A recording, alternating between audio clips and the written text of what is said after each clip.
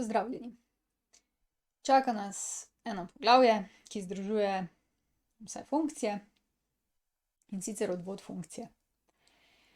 Če pogledate tu za mano, gor pred tablo, na tabli, na ekranu, ali kakorkoli. Hude definicije so to, če poglejte. Imejmo dano funkcijo in potem neko realno število in potem rabimo zaporedje in potem to zaporedje konvergira in potem vse to zaporedje moramo dati v limito in potem eno limito definiramo in potem zveznost funkcije in potem šele lahko gremo na odvod. Kot vse kaže, je odvod precej kompliciran, a ne. In računsko v resnici, kako definiramo odvod, je s pomočjo limite zaporedja in potem še enih par matematičnih trikov.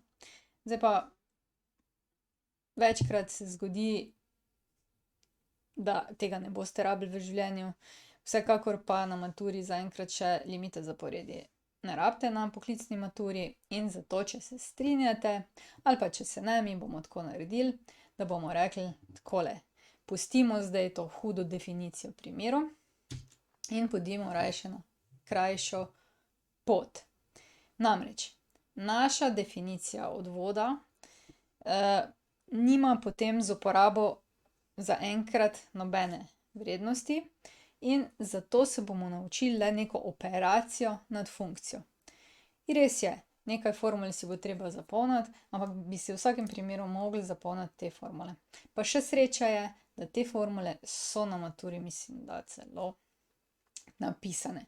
Tako da, če imamo formulo in to formulo znamo uporabiti, potem lahko odvajamo vse elementarne funkcije s to formulo in se ne rabimo mučiti, če dam nazaj, s temile definicijami, limite funkcije in tako. Saj v resnici ni tako mučenje, če ste nek matematični ljubitelj, ampak vem, da za vas zdajle, ki ste na poti do poklicne mature iz matematike, prav ne rabite tega. Se pravi, nekako tako je, Zgornji del bi bil odvod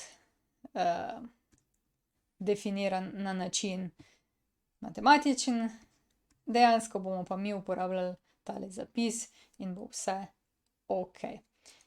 To je bil zdaj neki uvod, zdaj gremo pa kar naprej k odvajanju. To je konec. Če rabiš več, na ninarazlaga.si, prosim, naroči se na moj YouTube kanal, tule. In pa, če bi rad kaj prispeval za ta projekt, spodaj je vpis, sprejmemo, ni da ni.